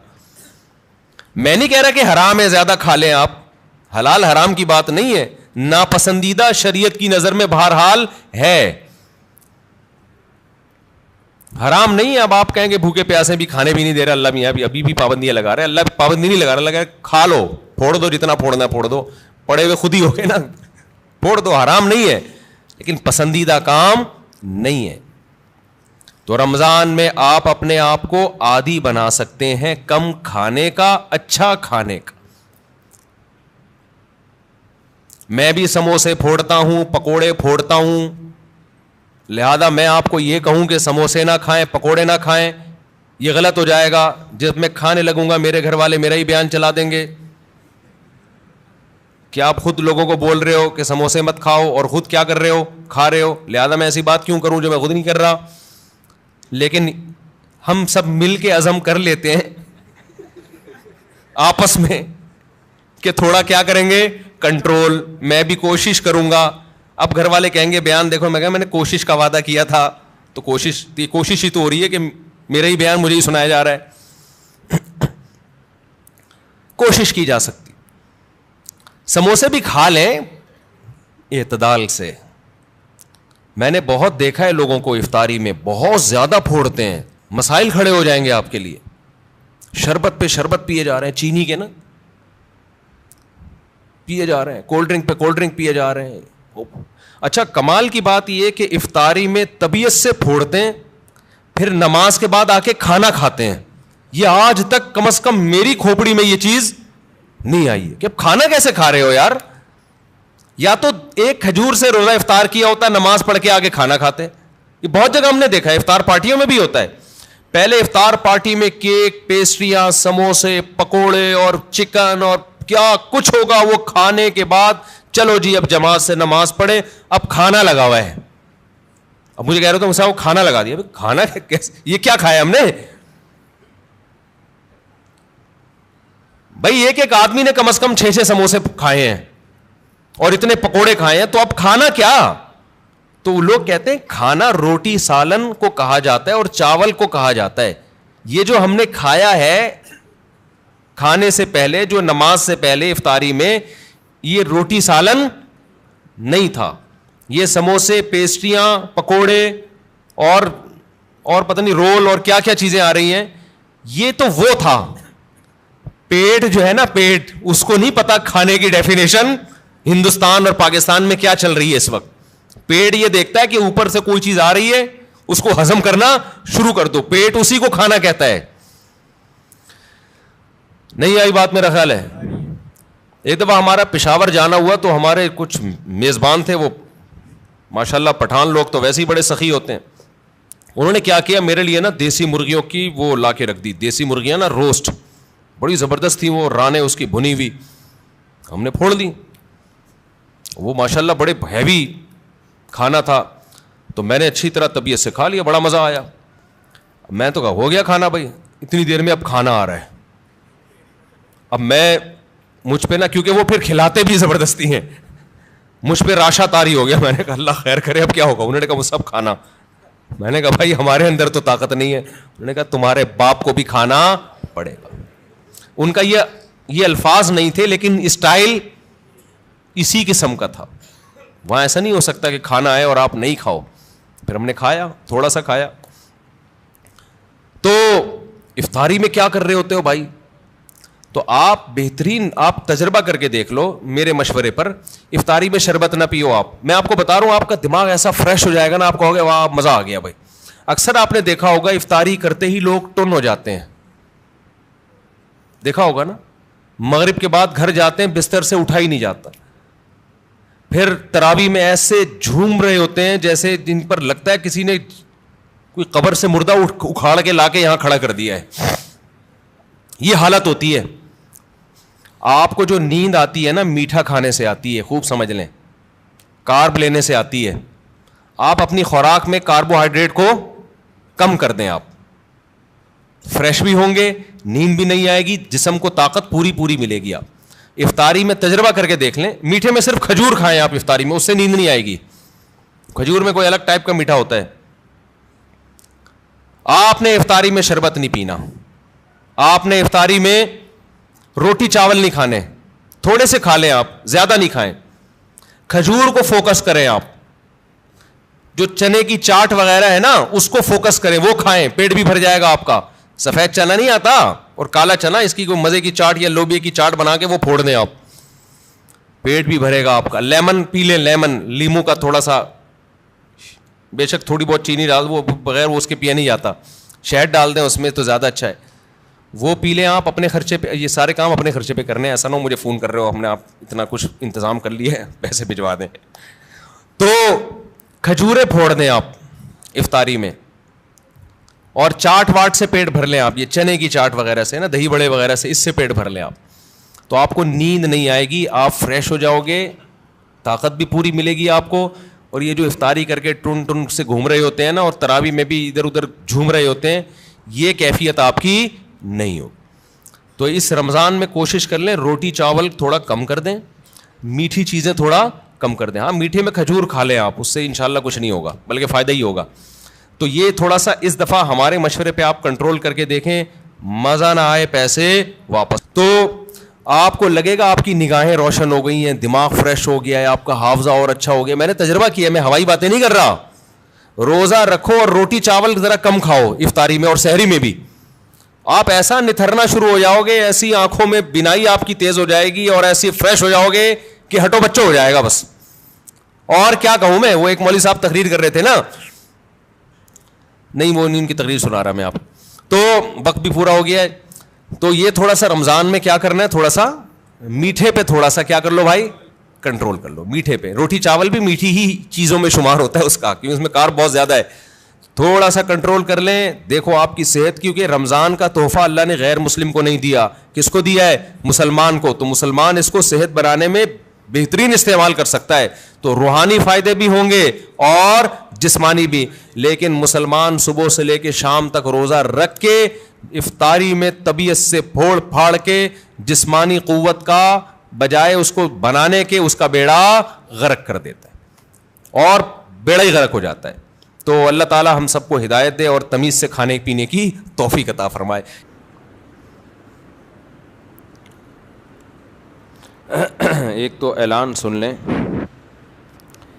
کہ میرے شیخ حضرت مفتی عبد الرحیم صاحب, جن سے میں بیعت ہوں, ان کا ایک یوٹیوب چینل بن گیا ہے مفتی عبد الرحیم کے نام سے. تو آپ لوگ اس کو سبسکرائب کریں. بہت بڑے بزرگ ہیں, بہت تجربہ ہے ان کا, تقوی, علم, اہل اللہ کی صحبت. وہ تو جب آپ ان کے بیانات سنیں گے تو آپ کو اندازہ ہوگا. تو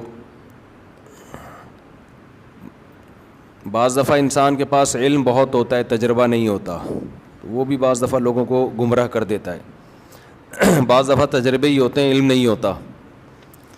بعض دفعہ دونوں چیزیں ہوتی ہیں, تقوی نہیں ہوتا, اللہ کا خوف نہیں ہوتا.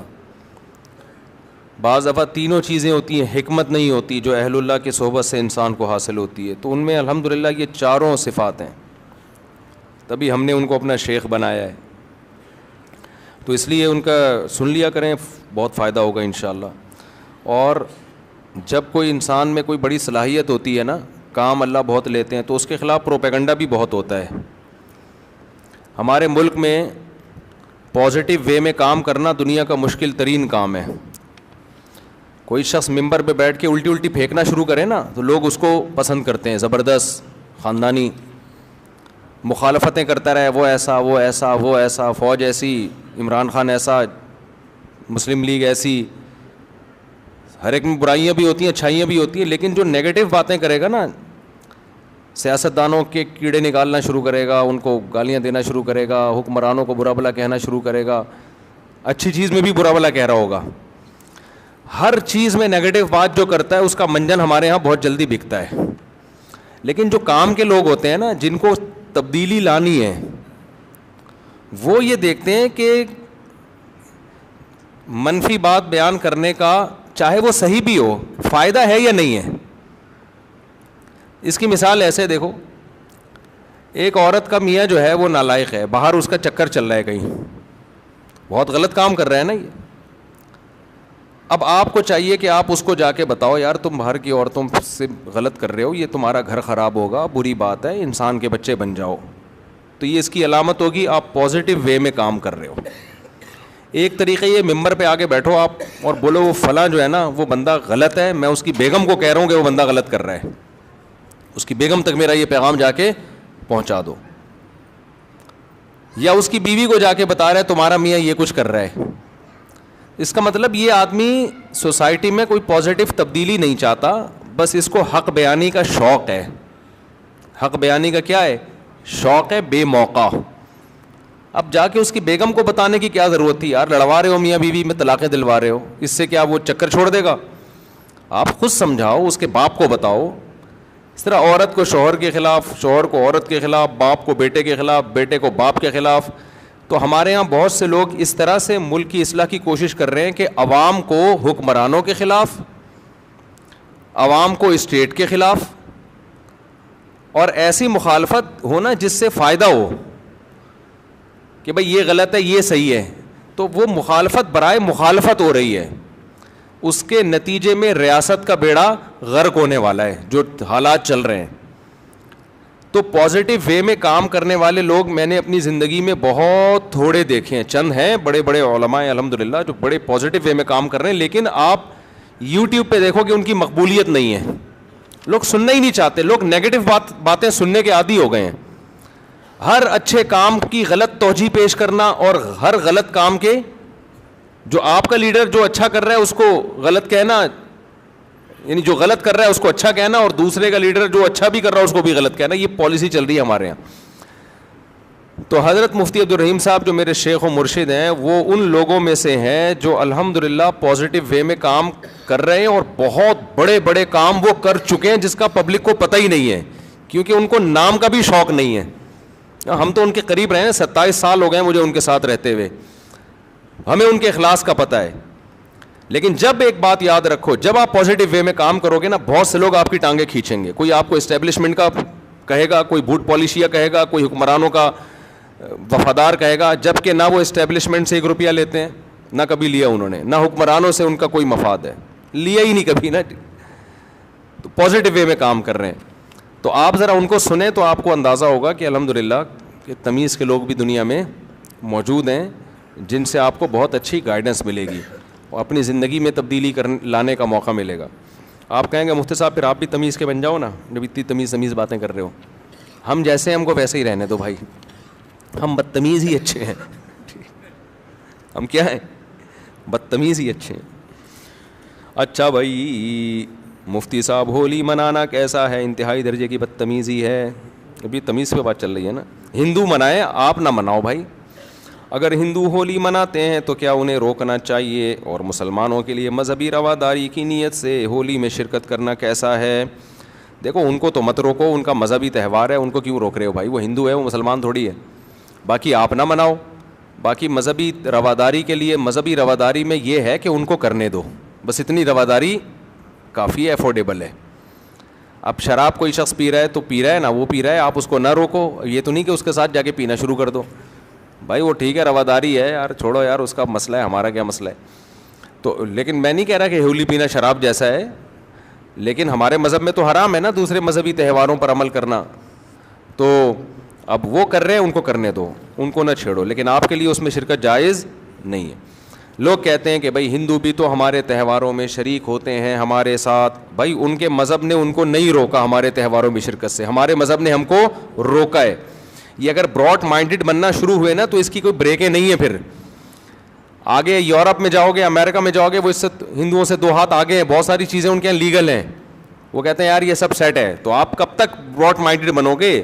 تو اپنا مذہب جو اسلام نے دیا ہے آپ کو, اور اسلام نے کہا ہے وَمَن يَبْتَغِ غَيْرَ الْإِسْلَامِ دِينًا, اللہ کی نظر میں صرف اسلام ہی ہے. تو جب آپ کا یہ دعویٰ ہے تو ہم اس سے باہر نہیں نکل سکتے. باقی ہم تشدد کے قائل نہیں ہیں, رواداری کے قائل ہیں, ہندوؤں کو کھلائیں پلائیں, ہدیے دیں, تحفے دیں. مذہبی تہوار میں نہ کرسمس میں عیسائیوں کے ساتھ شریک ہونے کی اجازت ہے, اور نہ ہولی میں ہندوؤں کے ساتھ شریک ہونے کی اجازت. باقی ان کے آپ اچھی طرح سے ملیں ان کو. کل غسل کرتے ہوئے گمان ہوتا رہتا ہے کہیں سے کوئی جگہ خوش نہ رہ گئی ہو, میرا دل چاہتا ہے ان کو پکڑ کے نا ایسے وہمیوں کو چترول لگاؤں, یہ مجھے پاگل بنا دیں گے. یہ جو وہمی لوگ ہیں نا, ان کے فونوں کو میں نے وہمی نمبر 35 تک محفوظ کیا ہوا ہے. اور ان کے ساتھ زیادہ آپ کو پتہ ہے نفسیاتی ڈاکٹر عموماً مریضوں کی کاؤنسلنگ کرتے کرتے تھوڑے دنوں میں خود نفسیاتی ہو جاتے ہیں. یہ مجھے کسی ڈاکٹر نے ہی بتایا, وہ پھر اپنا علاج کسی بڑے ڈاکٹر سے کر رہا ہوگا. آپ جس قسم کے طبقے میں زیادہ بیٹھتے ہو نا, تھوڑی دیر میں آپ کیا ہو جاتے ہو, وہی ہو جاتے ہو. اب وہمی آئیں گے, مجھے یہ جگہ خوش رہ گئی, یہ جگہ خوش رہ گئی, غسل نہیں ہو رہا. جب زیادہ سنتا ہے تو مجھے بھی 5 دفعہ ہوتا ہے پتہ نہیں میرا غسل ہوا کہ نہیں ہوا. حقیقت بتا رہا ہوں. تو ان لوگوں سے جان چھڑاؤ یار. ان کا علاج ان کا یہی ہے کہ ان کو کوئی وضو کرائے اور بول انسان کا بچہ بن کے جلدی سے وضو کرو, پتلی گلی سے نکل یہاں سے. یہی علاج ہوگا, اس کے علاوہ کوئی علاج نہیں ہے ان لوگوں کا. رمضان کا روزہ کیسے رکھیں, یہ کیا لکھا ہے بھائی, پتہ نہیں کیا لکھا ہے بھائی. یہ تو اللہ میاں کو اللہ میاں کیوں بولتے ہیں بھائی؟ اللہ میاں عرف میں اللہ میاں بولتے ہیں, عزت کا لفظ سمجھا جاتا ہے. مرحوم والدہ اگر خواب میں آ کر کہے میری قبر پر آؤ, اور پھر یہ کہنا کہ اچھا قضا روزہ کیسے رکھیں, بس ایسے ہی رکھیں, سحری سے پہلے نیت کر لیں. پھر یہ کہنا کہ زبان سے کہ مجھ سے قبر سے بلاوا آیا, کیا اس میں شرک اندیشہ ہے؟ نہیں, ایسا کوئی شرک اندیشہ نہیں ہے. مفتی صاحب کیا انبیاء اپنی قبروں میں زندہ ہوتے ہیں؟ کیا عقیدہ رکھنا درست ہے کہ نبی کے علاوہ جتنے انبیاء ہیں وہ نبی کے ساتھ جتنے ہاں بھائی انبیاء قبروں میں زندہ ہوتے ہیں برزخی حیات کے ساتھ. عام مردوں سے زیادہ ان کو ایک خاص نوعیت کی زندگی دی جاتی ہے. ہوتی وہ برزخی ہی ہے, دنیاوی نہیں ہوتی, وہ ہوتی برزخی حیاتی ہے, لیکن بہت پاورفل ہوتی ہے, عام میتوں سے زیادہ پاورفل ہوتی ہے وہ. مفتی صاحب جنت کی زندگی کیسی ہوگی, اس پر تفصیلی بیان کریں انشاءاللہ. مفتی صاحب ایتھیس اللہ کہتے ہیں کہ قرآن میں دلائل دیں اور عقل سے دلائل دیں. یہ تو کئی دفعہ بیان کر چکا ہوں میں, پھر دوبارہ کر دیں گے. میرے رشتہ دار نے میری کچھ مدد کی اور میرے سارے بہن بھائی کو بتا دیا. میں نے کہا آپ نے کیوں بتایا؟ انہوں نے کہا اسلام میں کچھ عمل دکھلانا بھی چاہیے تاکہ لوگوں میں ترغیب ہو. اب میرے بہن بھائی مجھے تانا دے رہے ہیں. ابے بھائی آپ نے قرآن میں یہ ہے کہ دکھا کے بھی خرچ کرو اور چھپا کے بھی خرچ کرو. چھپا کے اس لیے تاکہ اخلاص ہو, دکھا کے اس لیے تاکہ لوگوں کو ترغیب. لیکن جس کو دے رہے ہو وہ عزت دار آدمی ہے تو پھر اس کے بارے میں مت بتاؤ. آپ اپنے ریلیٹیو کو دے دیا, ساری دنیا میں بتا دیا میں نے اس کو دیا ہے, تو یہ اس میں تو بے عزتی ہے نا اگلے کی. تو یہ غلط چیز ہے, اس سے توبہ استغفار کرنا چاہیے. جناب والا کیا ہر نیک کام کرنے سے پہلے نیت کرنی پڑے گی؟ کر لینی چاہیے تو ثواب زیادہ ملے گا. جیسے کہ حقوق العباد, ہمیں تو بچپن سے حقوق العباد وغیرہ سکھایا جاتا ہے, تو کیا ہر اس سے پاگل ہو جاتا ہے آدمی. اب ابا کو کچھ دے رہا ہے, میں نیت کرتا ہوں ثواب حاصل کرنے کی, یہ لو ابا. بیگم کو کچھ لا کے کھلا رہا ہے, میں نیت کرتا ہوں ثواب حاصل کرنے کی. بس دل میں نیت کرو, اے اللہ میں جس مخلوق کو بھی کھلا رہا ہوں کس کے لیے؟ تیرے لیے. تو بس یہ کافی ہے. ہر دفعہ نیت کر لو تو اور اچھی بات ہے, لیکن وہمی نہ بن جاؤ پھر. مفتی صاحب آپ مسائل کے سیشن سے پہلے 4 رکعت پڑھ لینے کا کہتے ہیں, اس کے بعد 2 رکعتیں بھی تو سنت مؤکدہ ہوتی ہیں. 4 رکعتیں سنت مؤکدہ, اس کے بعد 2 رکعتوں کے بارے میں اختلاف ہے کہ وہ سنت مؤکدہ ہیں یا نہیں ہیں. تو ہماری تحقیق یہی ہے کہ وہ سنت مؤکدہ نہیں ہے. بعض علماء کہتے ہیں مؤکدہ ہیں. اتنی لمبی نماز ہو جاتی ہے جمعے کی یار, لوگوں کو آسانی بھی تو دینی چاہیے نا اس زمانے میں. دونوں قول ہیں تو آسان قول کو لے لینا چاہیے, سمجھتے ہو؟ پڑھ لیں تو اچھی بات ہے, نہ پڑھیں تو بھی ٹھیک ہے. میرے لیے دعائے خیر فرما دیجیے, دل سے دعا, اللہ تعالیٰ آپ کو دنیا اور آخرت کی بھلائی دے. اہلیہ نے سلام بھیجا, دل سے دعا ہے جی, علیکم علیہ السلام, دل سے دعا ہے آپ دونوں کے لیے. یورپ کے قانون کے مطابق طلاق یا خلا کی صورت میں آدھی جائیداد دینی پڑتی ہے. شریعت کے مطابق اگر مال عورت کا ہو تو مرد کو کیا حکم ہے؟ جبکہ اس نے خلا کی شرط یہ لگائی ہے کہ جائیداد ملے گی تو طلاق دوں گا. یہ شرط صحیح نہیں ہے. مرد نے جب طلاق دے دی تو صرف مہر دینا پڑتا ہے اور عدت کا نان نفقہ دینا پڑتا ہے, اور عورت نے اگر طلاق لی ہے تو اس کو مہر واپس کرنا پڑتا ہے, جائیدادیں دینی نہیں پڑتی. سمجھتے ہو؟ تو طلاق کی صورت میں تو یورپ میں قانون ہے کہ آدھی جائیداد عورت کی مرد کو دے دی جائے یا مرد کی عورت کو, یہ غیر شرعی قانون ہے, تو مرد کے لیے وہ لینا حلال نہیں ہے. اگر قانون نے فیصلہ کر دیا کہ عورت کی آدھی جائیداد مرد کو دی جائے گی تو مرد پر لازم ہے کہ وہ واپس کر دے. قانون نے فیصلہ کر دیا کہ آدھی جائیداد عورت کو دے دو تو عورت پر لازم ہے کہ وہ واپس کر دے. سمجھتے ہو کہ نہیں سمجھتے؟ ان کا قانون ہے, وہ اپنے حساب سے چلیں گے, ہم کس کے حساب سے چلیں گے؟ اپنے, کیونکہ اللہ کا قانون پہلے موجود ہے ہمارے سامنے. اچھا بھائی, مفتی صاحب آپ نے سورہ بقرہ کی تفسیر بیان کرتے ہوئے کہا تھا کہ بغیر علم ارادے کے کفری جملہ کہنے پر گناہ نہیں, پھر نکاح کی تجدید بھی. بعض دفعہ لوگوں کو پتہ نہیں ہوتا ہے, ایسی غلطی سے منہ سے کچھ نکل جاتا ہے, فوراً لوگ فتویٰ لگا دیتے ہیں. شلوار پینٹ کو ٹخنوں سے نیچے کرنے نماز پڑھنے سے نماز پر کیا اثر ہوتا ہے؟ نماز قبول نہیں ہوتی, حدیث میں ممانعت ہے. ان اللہ لا يقبل صلاۃ رجل مسبل ازارہ, کوئی بھی چیز جو نیچے آ رہی ہو نا تو آپ اس کو ٹخنوں سے نیچے نہیں لے جا سکتے, اس کو اوپر رکھنا ضروری ہوگا. اور کسی نے بھائی کوئی سوال پوچھنا ہو یہاں سے؟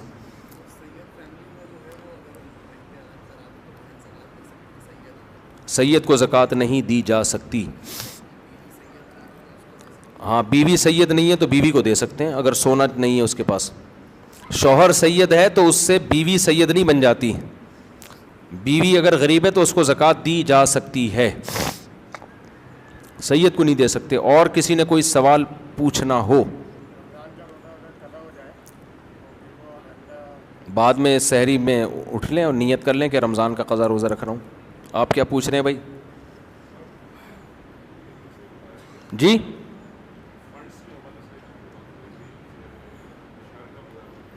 ہاں, اسلامی بینک میں ٹھیک ہے.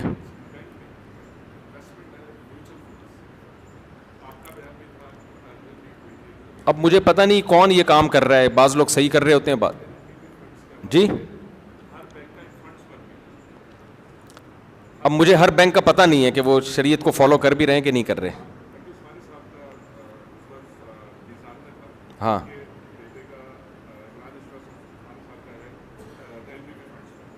وہاں بھی جائز ہے, ہاں جائز ہے.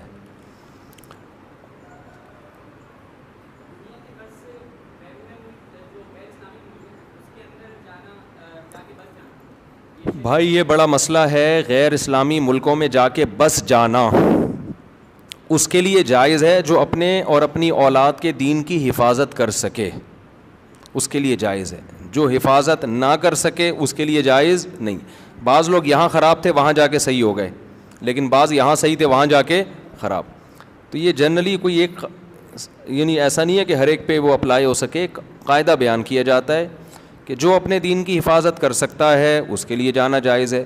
لیکن روز بروز نا وہاں کے حالات خراب سے خراب تر ہوتے چلے جا رہے ہیں, کیونکہ اسکولوں میں ہومو سیکشولیٹی باقاعدہ پڑھائی جا رہی ہے, ترغیبیں دی جا رہی ہیں. ایسے قوانین بن رہے ہیں کہ بچے کو کہا جا رہا ہے کہ تم ہی ہو یا شی, یہ تم نے ابھی فیصلہ نہیں کرنا, یہ تم بڑے ہو کر فیصلہ کرو گے. تو آپ بتاؤ رہ گیا پھر یار. تو آپ کے بچہ وہ خود کنفیوز ہوگا میں پتہ نہیں کیا ہوں. ہمارے تو پیدا ہوتے ہی ختنے ہو جاتی ہے اس کی, 2 بکرے کٹے جاتے ہیں, ہم نے اسٹیمپ لگا دی کہ ہی ہے. لڑکی پیدا ہوئی 1 بکرا کٹا, اسٹیمپ لگ گئی کہ یہ کیا ہے, شی ہے, قیامت تک کے لیے یہ شی رہے گی.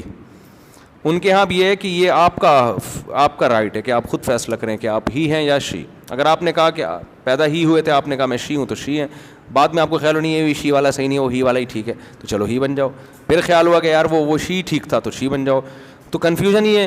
میاں بیوی میں جو میاں تھا وہ بیوی بن جائے گا, بیوی میاں بن جائے گی. انہوں نے کہا نہیں, اب ہم میاں بیوی کھیلتے ہیں. تم میاں میں بیوی, جیسے بچے نہیں بچیاں کھیل رہی ہوتی ہیں, تو اب تم میاں تھے میں بیوی تھی, تو اب ہم نے اس طرح سے لائف کو انجوائے کیا. اب ایسا کرو میں میاں تم کیا ہو, تم بیوی. وہ کہتے چلو ٹھیک ہے, 1 ٹیکے کی دیر ہے.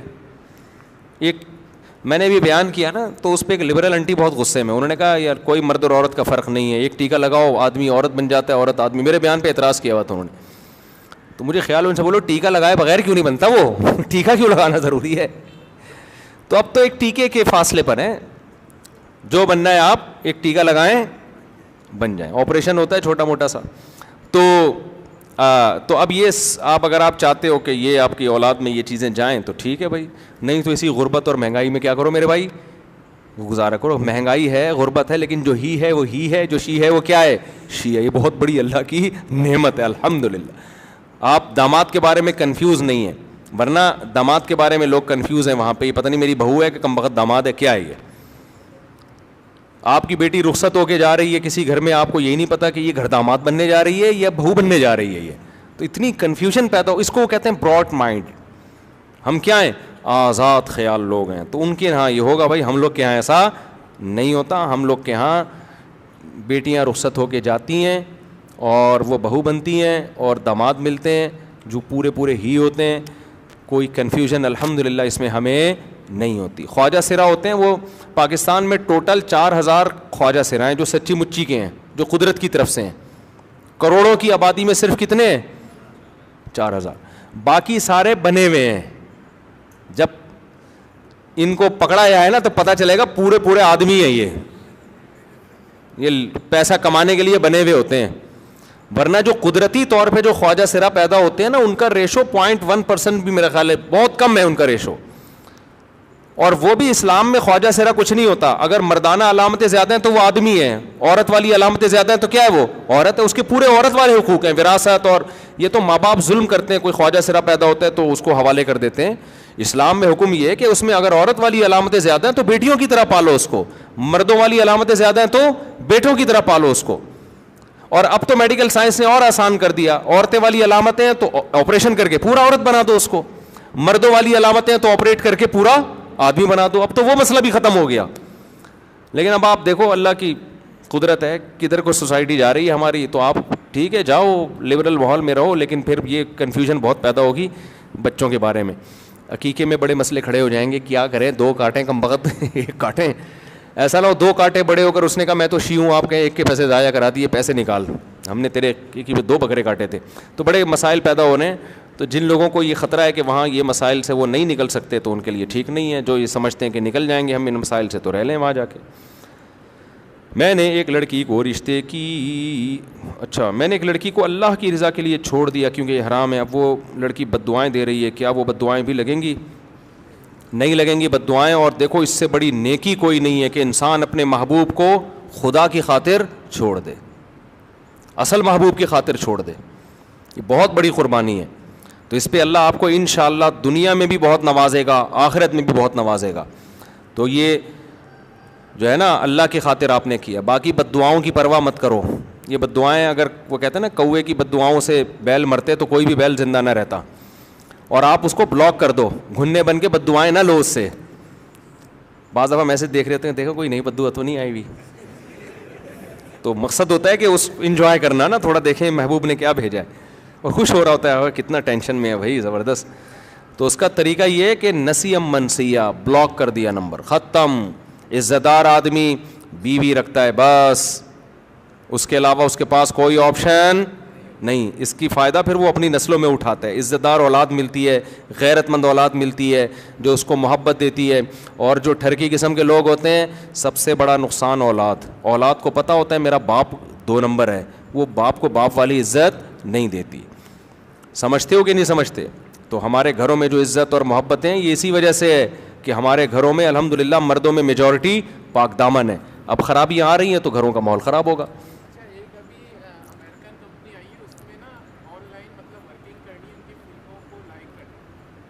نہیں وہ تو ٹھیک نہیں ہے, نہیں یہ تو صحیح نہیں ہے. نہیں فلموں کے تو لائک نہیں کر سکتے نا آپ. تو تحقیق نہیں ہے, سننے میں آیا کہ سیریا یا ترکی میں ایسا واقعہ ہوا ہے. ملبے تلے پوری فیملی تھی, خاتون نما شکل میں ایک عورت آئی کہ میرے بچے اس ملبے کے نیچے ہیں. ہاں سب سننا ہے. جب ان کو نکالا گیا تو ان کو بتایا کہ آپ کے انہوں نے کہا کہ آپ کے والدہ نے کہا تھا کہ ہمارے والدہ کو تو 1.5 سال ہو گئے. پتہ نہیں, واللہ عالم. ایسا ہو سکتا ہے, ممکن ہے. اللہ کی قدرت سے تو کچھ بعید نہیں ہے. جی جی اللہ کی قدرت سے تو کوئی بعید نہیں ہے بھائی. سبحانک اللہم و بحمدک. بھائی آخری سوال بس, بچہ کافی دیر سے پوچھ رہا ہے, جلدی بس آخری.